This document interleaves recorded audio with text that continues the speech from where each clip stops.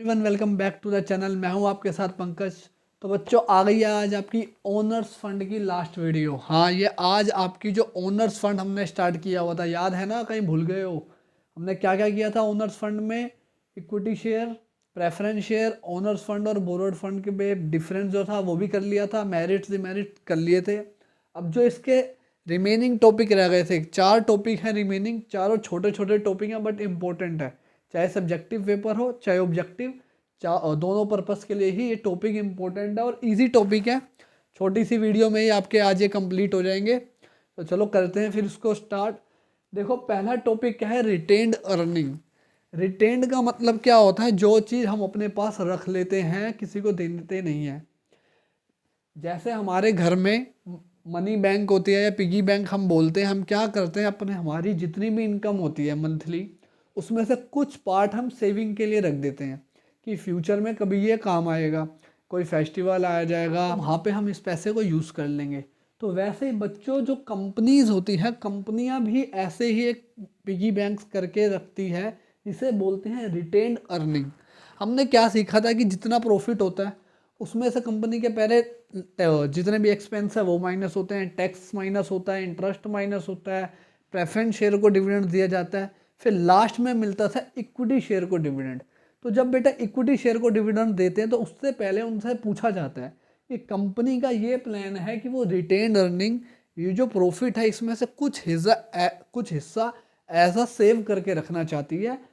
क्या आप लोग परमिशन देते हो या नहीं? तो अगर शेयर होल्डर हाँ कर देते हैं तो कंपनी कुछ सेविंग पार्ट रख लेती है। और इसको आप जब अपने अकाउंट्स पढ़ोगे आगे, आप जब ट्रेडिंग P&L वाला चैप्टर पढ़ोगे तो उसमें भी आएगा ये टॉपिक, जिसका नाम लिखा होगा जर्नल रिजर्व।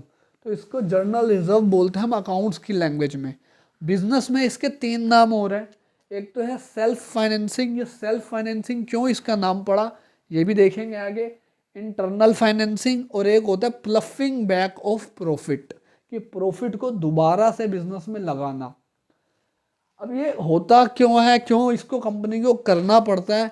अब जैसे अभी देखो, आप कोरोना टाइम चल रहा है, कितनी सारी कंपनियों के पास, जिनके पास एक तरह से कह सकते हैं पैसा नहीं पड़ा था, रिजर्व्स नहीं पड़े थे, वो डूब गई। क्यों डूब गई? क्योंकि वो एक्सपेंस नहीं कर पाए अपना, सेल हो नहीं रही थी, प्रॉफिट था नहीं। अगर उन्होंने भी रिटेन अर्निंग बना के रखी होती, उनके पास भी पैसा पड़ा होता, तो वो उस पैसे को यूज़ करती। तो ये रिटेन अर्निंग जिस कंपनी के पास अच्छी होती है ना, ज़्यादा पैसा होता है, एक तो वो कभी भी लॉस में बहुत कम जाती है, ऊपर से उनकी मार्केट में भी इमेज अच्छी होती है क्योंकि वो डूबने के चांस कम है। अगर आज प्रॉफिट नहीं होता तो इक्विटी शेयर होल्डर को इस रिटेन अर्निंग में से भी पैसा दे दिया जाता है। तो ये भी एक कंपनी को और इक्विटी शेयर होल्डर को फ़ायदा होता है। अब देखो, इसका मेरिट्स और डीमेरिट्स भी हैं, क्योंकि हर हमने देखा था कि जितने भी हमने इक्विटी शेयर पढ़े, प्रेफरेंस शेयर पढ़े, सबके मेरिट और डीमेरिट थे। पहले इसका मीनिंग पढ़ते हैं बुक में से। स्क्रीन पे आपको मीनिंग आ जाएगा कि क्या इसका मीनिंग है। इसके बाद हम करेंगे इसके मेरिट और डीमेरिट। देखो इसका मीनिंग क्या लिखा हुआ है। Retained earning refers to the that portion of profit which is not distributed among the share holder. ये वो पार्ट होता है प्रॉफिट का जो हमने शेयर होल्डर में नहीं बांटा, रख लिया हमने उसको अपने पास, but is written in the business for future use, ताकि हम फ्यूचर में उसका यूज़ कर सके। It is also known as self balancing, internal financing और ploughing back of profit, and it is an important source of internal finance. 2 तरह से finance होते हैं, एक होता है इंटरनल फाइनेंस, मतलब कंपनी ने अपना ही पैसा लगाया, और एक एक्सटर्नल फाइनेंस जो बाहर से पैसा लिया, जो अभी हम बोरोड फंड में पढ़ेंगे। तो ये इंटरनल फाइनेंस है, आपने खुद का ही पैसा लगा लिया अपने बिजनेस में। आगे क्या लिखा हुआ है? The profit available for ploughing back is an organisation depends on many factor. अब ये बहुत सारे फैक्टर पे डिपेंड करता है। देखो, जो बड़ी कंपनीज है जैसे टाटा, रिलायंस, विप्रो हो गई, एप्पल हो गई, गूगल हो गई, इनके पास रिटेन अर्निंग बहुत ज़्यादा होती है क्योंकि ये इतनी बड़ी कंपनी है, इनके प्रॉफिट इतने ज़्यादा होते हैं और बहुत पुरानी कंपनी है। लेकिन अगर कोई नई कंपनी है, अभी उसके पास रिटेन अर्निंग नहीं होगी। जैसे जैसे उस कंपनी की ग्रोथ होगी, प्रॉफिट ज़्यादा कमाएगी, मार्केट में नाम होगा, तो वो भी अपना प्रॉफिट कमाने लग जाएगी। आप खुद सोचो, सिंपल वे में समझो। अभी आपकी जॉब लगी, आपकी अभी जॉब लगी 50,000 पर मंथ की। अब 50,000 तो आपके नॉर्मल एक्सपेंसेस होते हैं आजकल घर के, तो उसमें आप कुछ सेव नहीं कर पाओगे। लेकिन आप फ्यूचर में आपकी इनकम हो गई 2 लाख 3 लाख, तो अब आप थोड़ा थोड़ा सेव करना स्टार्ट कर दोगे। तो ऐसे ही कंपनियों का होता है। अब देखो इसके मेरिट्स और डीमेरिट्स क्या है। तो इसका पहला मेरिट्स जो आपको दिख रहा होगा स्क्रीन पे वो है सेल्फ डिपेंडेंस। अब कंपनी सेल्फ डिपेंडेंस हो गई। अगर फ्यूचर में कंपनी को कभी भी पैसे की जरूरत इमरजेंसी में जल्दी में पड़ जाती है तो उनको मार्केट में किसी और से पैसा लेने जाना नहीं पड़ेगा। और मार्केट में लेने जाएंगे तो लॉस भी होगा। आपने पढ़ा था कि कुछ ना कुछ चार्ज गिरवी रखना पड़ता है या फिर इंटरेस्ट देना पड़ेगा ज़्यादा, तो ये भी एक मेरिट्स है। सेकंड पॉइंट इसलिए लिखा हुआ है इकोनॉमिकल है क्योंकि इसमें कोई कॉस्ट नहीं होती। अगर मैं इक्विटी शेयर भी इशू करूंगा मान लो पैसे लेने के लिए तो भी मेरी कॉस्ट लेगी। प्रेफरेंस शेयर करूंगा तब भी कोई ना कोई खर्चा आएगा। लेकिन ये तो मेरा घर का पैसा है, सिर्फ बैंक से निकालना है और बिजनेस में लगा देना है। हाँ, लेकिन लगाने से पहले इक्विटी शेयर की परमिशन लेनी पड़ती है कि हम इस बिजनेस में इन्वेस्ट कर रहे हैं। ये तो है नहीं उनका पैसा बेचारों का, उन्हें बांटा भी नहीं और ऐसी जगह पे इन्वेस्ट कर दिया जहाँ पे लॉस हो रहा है, तो वहाँ पे आपने ऐसे नहीं लॉस इन्वेस्ट करना। पहले इक्विटी शेयर की मीटिंग बुलाई जाती है फिर उसे यूज़ किया जाता है। इसके बाद लिखा हुआ मोर फ्रीडम। अब बच्चों क्या होता है, अगर हम बाहर से कंपनियां लोन लेती है तो उनके ऊपर ना बैंक जो होते हैं रिस्ट्रिक्शन लगा देते हैं कि आप इतना इतना पैसा यूज़ करोगे, जब 20% 30% पैसा यूज़ हो जाएगा हमें रिपोर्ट दोगे। लेकिन ये अब आपका खुद का पैसा है, अब आपको इसमें पूरी फ्रीडम है, आप जैसे मर्जी यूज़ करो। अगर आप भी अपने किसी दोस्त से पैसा लेते हो, किसी रिलेटिव से पैसा लेते हो, तो वो क्वेश्चन कर सकता है कि भाई कहाँ गया पैसा, इतना पैसा कहाँ बर्बाद कर दिया। लेकिन आपका खुद का पैसा है तो आपसे कोई क्वेश्चन नहीं करेगा, आपकी खुद की फ्रीडम है। जैसे घर वाले पेरेंट्स आपसे पूछ लेते हैं पैसे दिए थे, पॉकेट मनी दी थी, कहाँ खर्च कर दी, इतनी जल्दी कैसे ख़त्म हो गई। लेकिन अगर आप खुद अर्न कर रहे हो तो क्वेश्चन वहाँ से थोड़े कम पूछे जाएंगे। इसके बाद है शॉक एब्जॉर्प्शन। अब ये क्या है, अगर कंपनी को एकदम से लॉस हो गया, ये बिल्कुल प्रेजेंट का आपका एग्जांपल है। कोरोना आ गया एकदम से शॉक, जब फर्स्ट वेव आई थी कोरोना की, एकदम से किसी भी कंपनी ने नहीं सोचा था कि ऐसा होगा। बहुत सारी कंपनियां बंद भी हो गई। आपने देखा इंडिया से, जैसे फोर्ड एक कंपनी है गाड़ियों की, वो चली भी गई क्योंकि उससे लॉस होने लग गया। तो ऐसे ही जब ऐसे शॉक होता है तो जब अगर आपके पास रिटेन अर्निंग होती है तो आपको इसमें प्रॉफिट होता है, मतलब आप डूबोगे नहीं, लॉस में नहीं जाओगे, आपकी कंपनी सर्वाइव कर पाएगी। नेक्स्ट पॉइंट है increase market value of share. अब एक कंपनी ने 100 करोड़ रुपए का रिटेन अर्निंग रखा हुआ है, वैसे तो कंपनियों के हिसाब से कम है 100 करोड़, चलो 1000 करोड़ मान लेते हैं। अगर किसी कंपनी ने रखा हुआ है अपने पास रिजर्व, तो उस कंपनी का शेयर भी मार्केट में ज़्यादा बिकेगा क्योंकि उस कंपनी का डूबने का, लिक्विडेशन होने का चांस कम है। प्लस उस कंपनी, जो ऐसी कंपनी होगी जिसके पास इतना ज़्यादा पैसा पड़ा होगा, उसको ऐसा भी होगा कि हर साल वो डिविडेंड दे रही होगी। अगर प्रॉफिट नहीं हुआ इस साल तो थोड़ा सा सेविंग से निकाल के दे देगी। और अगर किसी को इंटरेस्ट वगैरह भी देना है, कुछ भी देना है, तो उसकी एसेट भी नहीं बिकेगी क्योंकि उनके पास सेविंग इतनी है कि वहाँ से निकाल के वो कंपनसेट कर देंगे उसे। तो ये थे इसके मेरिट्स 5। अब आगे देखो मल्टीपल पर्पस। अब हम इस पैसे को बहुत सारे पर्पस के लिए यूज़ कर सकते हैं। अगर मैं बैंक के पास जाके कुछ ऐसे पर्पस के लिए पैसा मांगता हूँ जिसमें थोड़ा सा रिस्क ज़्यादा है तो बैंक मेरे को पैसा नहीं देगा। लेकिन अगर मेरा खुद का पैसा है तो मैं कहीं भी यूज़ करूँ, चाहे रिस्क 100% हो, प्रॉफिट होने के चांस बिल्कुल जीरो भी हो, फिर भी मैं यूज़ कर सकता हूँ। इसके बाद लिखा हुआ स्टेबिलिटी ऑफ डिविडेंड। ये हमने देख ही लिया, जिस कंपनी के पास ज़्यादा रिटेन अर्निंग है तो वो स्टेबल डिविडेंड देगी ही देगी। अब जिसके पास नहीं है वो तो अपने प्रॉफिट पे ही डिपेंड रहेगी कि प्रॉफिट होगा तो ठीक है, नहीं होगा तो फिर बैठे रहो आप। इसके बाद है no security funds without mortgage. अब इसमें मॉर्टगेज वगैरह क्या होता है, वही गिरवी रखना पड़ता है जो हमने इक्विटी शेयर में पढ़ा था, चार्ज ऑन एसेट्स वाला पॉइंट। इक्विटी शेयर में नो चार्ज ऑन एसेट्स होता था, ऐसे ही इसके लिए भी हमारा ही पैसा है, अपना पैसा यूज़ करने के लिए थोड़ा ना कोई चीज़ गिरवी रखेंगे। तो इसमें हमें ये भी बेनिफिट मिलता है कि कंपनी को कोई चीज़ गिरवी नहीं रखनी पड़ती, जिसकी वजह से इक्विटी शेयर होल्डर को भी सेफ फील होता है। अब इसमें डीमेरिट भी है। अब पहला क्या डीमेरिट है, डिससेटिस्फेक्शन अमॉन्ग शेयर होल्डर। अब शेयर होल्डर को क्या डिससेटिस्फेक्शन हो सकती है, देखो मान लो मेरी कंपनी, मैंने पहली बार शेयर होल्डर खरीदा किसी कंपनी का। अब मैंने शेयर खरीदा तो मुझे लग रहा था कि कंपनी इस साल बहुत ज़्यादा प्रॉफिट देगी, डिविडेंड देगी, मतलब बहुत ज़्यादा, इसलिए मैंने वो शेयर अपने पास रखा पूरे साल। लेकिन जब डिविडेंड की बारी आई तो कंपनी ने क्या किया, 50% पैसा अपने पास रख लिया एज अ रिटेन अर्निंग। अब मुझे तो मैं थोड़ा डीमोटिवेट होऊंगा कि पूरे साल मैंने ऐसा पैसा रखा, ठीक है। तो शेयर होल्डर जो होते हैं वो कभी कभी डीमोटिवेट हो जाते हैं क्योंकि बहुत ज़्यादा पैसा जो होता है वो रख लेती है कंपनियाँ, तो उससे थोड़ा उनको डीमोटिवेट होता है कि हम अपने पास अगर इसे रखते तो हम कहीं और इन्वेस्ट करते। ये पॉइंट भी अभी आएगा कि कहीं और इन्वेस्ट हो सकता था ये पैसा। इसके बाद सेकंड है अनसर्टेन। अनसर्टेन क्यों है, देखो क्या लिखा हुआ है, it is an uncertain source of fund as the profit of the business fluctuating. अब कोई भी कंपनी पूरी तरह रिटेन अर्निंग के ऊपर भी नहीं डिपेंड रह सकती। अगर मेरी कंपनी है, मैं ये सोच लूँ कि हर साल 20,000 या 20,000 करोड़ रुपए मैं हर साल रखूँगा सेव करके, तो ऐसा ज़रूरी नहीं है। मान लो उस साल मेरा प्रॉफिट ही नहीं हुआ, जब मैं अपने एक्सपेंस ही नहीं पूरे कर पा रहा, तो सेविंग कहाँ से करूँगा? फिर तो बल्कि मेरे को और जो पुरानी सेविंग रखी होगी मैंने, उसको निकालना पड़ेगा। ये पूरा चैप्टर अभी जैसे हमारा प्रेजेंट लोगों के साथ, नॉर्मल पीपल के साथ कोरोना में हो रहा है ना बच्चों, ये वैसा ही हो रहा है।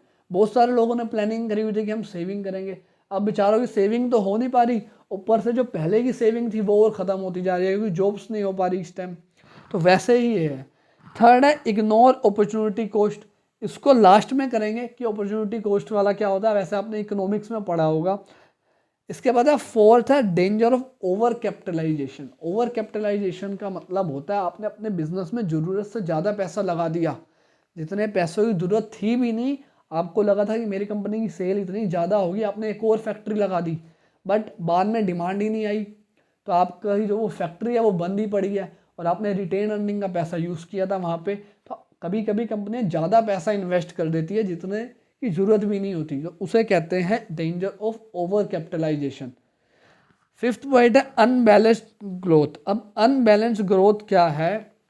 अगर ये पैसा मैंने कंपनी ने अपने पास ना रख के किसी डिविडेंड शेयर होल्डर को दिया होता, तो हो सकता है उस शेयर होल्डर ने किसी और कंपनी में इन्वेस्ट किया होता, किसी और सेक्टर की कंपनी। मान लो मेरी कंपनी ऑटोमोबाइल्स की है, और उस शेयर होल्डर ने टेलीकॉम में या इंफ्रास्ट्रक्चर वाली कंपनी में इन्वेस्ट किया होता, उस कंपनी के पास भी पैसा आता, और फिर वो कंपनियों की भी ग्रोथ होती।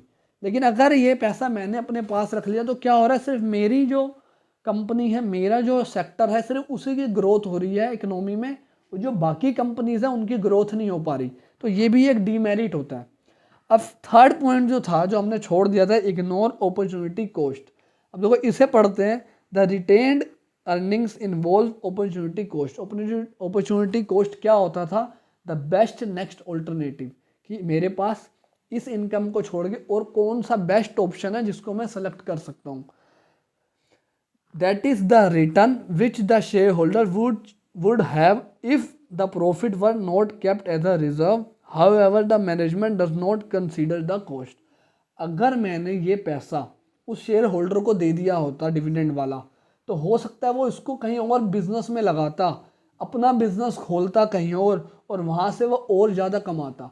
अब कंपनी तो ने अपने पॉइंट ऑफ व्यू से सोच लिया कि हम ये अपने पास पैसा रखेंगे और फ्यूचर में लगाएंगे। लेकिन अगर किसी शेयर होल्डर ने पहले से प्लानिंग की होती कि मेरे को इस कंपनी से इतना डिविडेंड आएगा, तो मैं इसे कहीं इन्वेस्ट करूँगा किसी और बिजनेस में, या अपना छोटा मोटा बिजनेस खोलूँगा, तो उस पर्सन के लिए, उस शेयर होल्डर के लिए ये नुकसान हो गया, उसकी अपॉर्चुनिटी जो कॉस्ट थी वो ख़राब हो गई। या फिर ऐसा भी हो सकता था, किसी शेयर होल्डर के पास पैसे आए, उसके बाद दो ऑप्शन था, या तो इसे बैंक में एफडी करा दे, या शेयर होल्डर में शेयर में लगा दे। अब जब उसने कैलकुलेट किया तो शेयर होल्डर से उसे डिविडेंड ज़्यादा बन रहा था। मान लो उसने कंपनी के लास्ट प्रीवियस ईयर के डिविडेंड देखे, तो उसका अमाउंट ज़्यादा आ रहा था, और बैंक से जो एफडी में इंटरेस्ट मिलता वो कम मिलता। ठीक है, लेकिन जब कंपनी को डिविडेंड देने की बारी आई, तो कंपनी ने कुछ परसेंट अपने पास रख लिया एज रिटेन अर्निंग, तो वो पैसा कम हो गया। अब उस शेयर होल्डर को रिग्रेट हो रहा है कि इससे अच्छा तो मैं एफडी में ही पैसा लगा देता, इन्वेस्ट कर देता, तो मेरे को इससे ज़्यादा इंटरेस्ट मिल जाता। तो ये एक जो होता है डीमेरिट होता है शेयर होल्डर के पॉइंट ऑफ व्यू से, थोड़ा फिर वो डीमोटिवेट भी हो जाते हैं। अगर आप खुद सोचो, आपको बार बार मैं पैसा सेव करता रहूँ, आपको ना दूँ कि इस साल आपको कम पैसा मिलेगा, तो आप भी कहोगे कि ये तो हर बार कम ही पैसा देते हैं, इतना कहाँ आप इन्वेस्ट करो। और मैं कभी कभी कंपनी रखती रहती है पैसा, इन्वेस्ट भी नहीं करती, और फिर हो सकता है उस कंपनी में फ्रॉड हो जाए, उस पैसे का मिसयूज़ हो जाए, तो ये भी थोड़ा सा डीमेरिट होता है। तो ये थे बच्चों इसके मेरिट्स और डीमेरिट्स। बहुत इजी पॉइंट्स है, बुक से पढ़ना आप। अगर फिर भी कोई डाउट आता है इसके पॉइंट्स में, तो फिर मेरे से आप कमेंट में प्लीज़ पूछ लेना। अब आगे जो हम टॉपिक करेंगे वो करेंगे एडीआर, जीडीआर और आईडीआर, तीनों को साथ में लिख के करेंगे। बहुत इजी से टॉपिक है एडीआर, जीडीआर और आईडीआर, छोटे छोटे से इसके बारे में आपकी बुक में दिए हुए, ज़्यादा डिटेल में भी नहीं है, और इनके आई थिंक मेरिट डिमेरिट्स भी नहीं है आपकी बुक में। तो चलो करते हैं, फिर आगे बढ़ते हैं। तो चलो बच्चों अब स्टार्ट करते हैं हमारा लास्ट टॉपिक ओनर्स फंड का, जो है जीडीआर, एडीआर और आईडीआर। अब ये क्या होते हैं देखो, देखो सब में डी आर तो सेम है, सिर्फ जी ए और आई अलग है। तो जी स्टैंड करता है हमारा यहाँ पे ग्लोबल के लिए, ए स्टैंड करता है अमेरिका के लिए, और आई स्टैंड करता है इंडिया के लिए। जी स्टैंड करता है ग्लोबल के लिए, ए स्टैंड करता है अमेरिका के लिए, और आई स्टैंड करता है इंडियन के लिए। ये अमेरिका की जगह भी अमेरिकन है। और डी आर की फुल फॉर्म होती है, डी का मतलब है आपका डिपॉजिटरी और आर का मतलब है रिसिप्ट।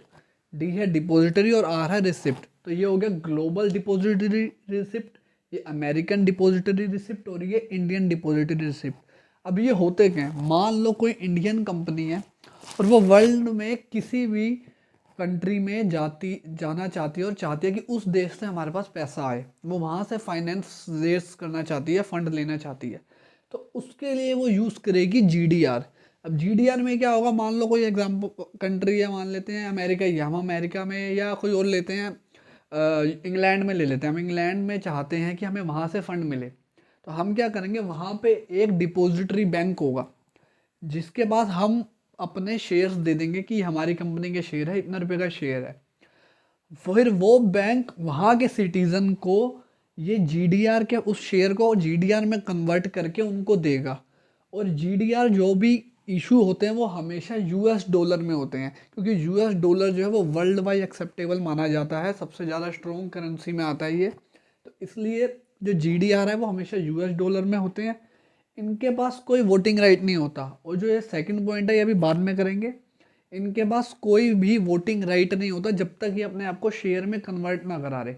GDR एक तरह से, अगर मैंने GDR ले लिया, बाद में मैं चाहूँ तो इससे शेयर में कन्वर्ट करवा सकता हूँ। देखो लिखा भी हुआ convert into number of share. अब जितने के मैंने GDR लिए हैं और जितने की उस कंपनी के शेयर की वैल्यू है वो उसके अकॉर्डिंग उसे कन्वर्ट कर दिया जाएगा। और इंडिया में सबसे पहले जो GDR इशू किया था वो रिलायंस कंपनी ने किया था 1992 में। अगर MCQ आता हो सकता है, वैसे तो कम चांस है 11th में इतना डीप पूछे, लेकिन अगर पूछ लेता है तो याद रखना इंडिया में GDR सबसे पहले रिलायंस ने इशू किया था 1992 में। और लगभग 150 मिलियन डॉलर का किया था, जो अमाउंट था उसका 150 मिलियन डॉलर प्लस। अब ये नेगोशिएबल इंस्ट्रूमेंट क्या होते हैं बच्चों, जो हमारा ये चेक्स होते हैं या कैश होता है, ये नेगोशिएबल इंस्ट्रूमेंट। नेगोशिएबल का मतलब होता है जिसे हम आगे ट्रांसफ़र कर सकते हैं फ्रीली, किसी को बेच सकते हैं या किसी से खरीद सकते हैं। ये लॉ का वर्ड है नेगोशिएबल, तो उसको कहते हैं नेगोशिएबल इंस्ट्रूमेंट। तो GDR को भी आप आगे बेच सकते हो और ख़रीद सकते हो। चलो अब इसे बुक से पढ़ते हैं क्या लिखा है। देखो बुक में लिखा है the local currency of a company are delivered to the depository bank. जिस देश में मैं हूँ उस देश की लोकल करेंसी को मैं डिपॉजिटरी बैंक को दे दूंगा, जो इसे टर्न करेगी, इशू करेगी, क्या करेगी, depository receipt again this share. मैंने शेयर अपने कंपनी को दे दिए और डिपॉजिटरी बैंक को दे दिए, वो इसको कन्वर्ट कर देता है, उसको कहते हैं ग्लोबल डिपॉजिटरी रिसिप्ट। इसका एक और नाम भी होता है as GDR are dominated in US dollar. ये भी हमने देखा कि US डॉलर में होते हैं। They are called dollar dominating instrument. इनको डॉलर डोमिनेटिंग इंस्ट्रूमेंट भी बोला जाता है। MCQ का क्वेश्चन बन जाएगा 1 मार्क्स का। यहाँ से आगे क्या लिखा हुआ है, in the context of India a GDR is an instrument issued by an Indian company to raise fund in some foreign company and is listed and trade on a foreign exchange stock exchange. अगर India के बारे में मैं बात करूं, India के point of view से बात करूं, तो GDR एक ऐसा इंस्ट्रूमेंट है जो इशूड किया जाता है अब्रॉड में बाय इंडियन कंपनी को। इंडियन कंपनी बाहर की किसी कंट्री में इशू कर रही है ताकि वो वहाँ से पैसा ले सके और अपने शेयर वहाँ पे लिस्टेड करवा सके।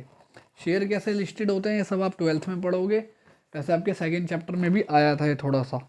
इसके आगे क्या लिखा हुआ, it is N negotiable instrument that can be traded freely like an other security. जैसे बाकी शेयर वगैरह को हम बेचते हैं खरीदते हैं, तो ऐसे ही GDR वगैरह को भी हम फ्रीली ट्रेड कर सकते हैं। An holder of the GDR can at any time convert it into number of share.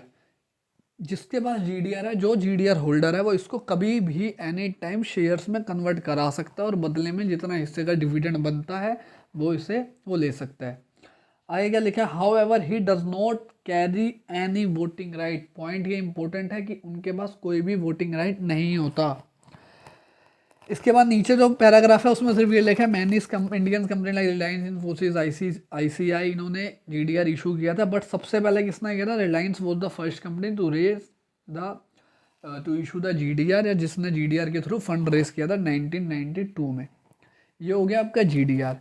अब सेम जीडीआर की तरह का होता है एडीआर। अगर आप एडीआर की डेफिनेशन भी देखोगे अभी हम पढ़ेंगे, उसमें लिखा हुआ है ये बोथ ऑलमोस्ट सेम होते हैं, लेकिन इसमें क्या फ़र्क होता है? ये अमेरिकन डिपॉजिटरी रिसिप्ट है तो ये सिर्फ अमेरिका में ही इशू होते हैं और अमेरिका के ही सिटीज़न को बेचे जा सकते हैं। अगर कोई कंपनी स्पेसिफिकली अमेरिका से फंड रेस करना चाहती है तो वो एडीआर का यूज़ करती है। को नॉन यूएस कंपनी अगर, क्योंकि अगर वो यूएस की कंपनी है तो वो नॉर्मल शेयर ही इशू कर लेगी, लेकिन अगर कोई नॉन यूएस कंपनी है वो अमेरिका से फंड रेस करना चाहती है तो वो एडीआर को यूज़ करती है।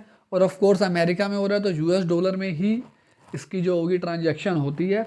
इनको भी कोई वोटिंग राइट नहीं होता और इनके बारे में कुछ नहीं दिया हुआ ज़्यादा, इसको आपको डिटेल में पढ़ने की ज़रूरत नहीं है। अब आ जाते हैं हमारा भारत देश महान वाले पे, इंडियन डिपॉजिटरी रिसिप्ट। सबसे पहले जो मैंने पॉइंट लिखा है, ये वो कंपनी है जिन्होंने आईडीआर पहली बार इशू किया था। स्टैंडर्ड चार्टर्ड पीएलसी 2010 में इन्होंने पहली बार आईडीआर किया था। अब कंफ्यूज मत होना रिलायंस वाले में और इसमें। रिलायंस ने इंडिया में पहली बार जीडीआर किया था और स्टैंडर्ड चार्टर्ड ने आईडीआर को किया था पहली बार। और ये किस में होता है? ऑफकोर्स इंडिया में तो इंडियन रुपीज़ में होगा, इंडियन करेंसी में ये इशू होते हैं। अब इसमें कैसे होता है देखो, पढ़ते हैं इसके बारे में। N Indian depository receipt is a financial instrument dominating in Indian rupee, Indian rupees में होता है, in the form of a depository receipt. It is created by Indian depository. अब जैसे वहाँ पे ग्लोबल डिपॉजिटरी हर कंट्री की अलग होती है, अमेरिका में अमेरिकन डिपॉजिटरी होती है तो इंडिया में भी इंडियन डिपॉजिटरी है। To enable a foreign company to raise fund from the Indian security market. अगर कोई बाहर की कंपनी हमारे देश से पैसा लेना चाहती है तो इंडियन डिपॉजिटरी के पास आएगी, अपने शेयर देगी और वो डिपॉजिटरी पब्लिक को बेचेगी।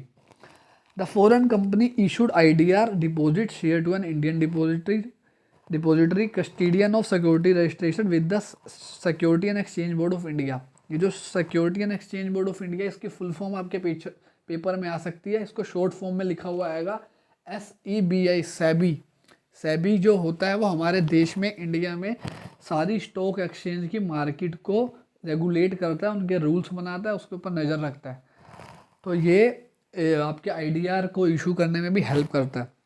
आगे क्या लिखा हुआ है? In return the depository issue receipt to investor in India against this shares. इसके बाद जो लास्ट नीचे वाला दिया हुआ है वो इतना इंपॉर्टेंट नहीं है, बस क्या ज़्यादा इंपॉर्टेंट है कि किसने इशू किया था और कौन सी करेंसी में होता है, सेबी की फुल फॉर्म, और इन तीनों की फुल फॉर्म तो पक्का पेपर में आती है। अगर सब्जेक्टिव होता है तो इनके बीच में मतलब इनके ऊपर नोट लिखने के लिए भी आ सकता है 4 to 6 मार्क्स का, या डिफरेंस भी आ सकता है। तो ये थे हमारे लास्ट टॉपिक छोटे से ओनर्स फंड के। अब आपका 50% कह सकते हैं चैप्टर हो चुका है ओनर्स फंड का। अब आगे करेंगे बोरोड फंड, और बोरोड फंड में सबसे इंपॉर्टेंट टॉपिक करेंगे पहले debenture and types of debenture, क्योंकि बच्चों को शेयर और डिवेंचर में बहुत कन्फ्यूज़न रहती है। 11th में तो रहती ही है, जब 12th में आता है तब भी इनको कन्फ्यूज़न रहती है, और बीएसटी में 12th में भी इससे रिलेटेड आपका पॉइंट आएगा। तो मिलते हैं बच्चों नेक्स्ट वीडियो में। Thank you everyone, please channel को सब्सक्राइब करें और शेयर करें।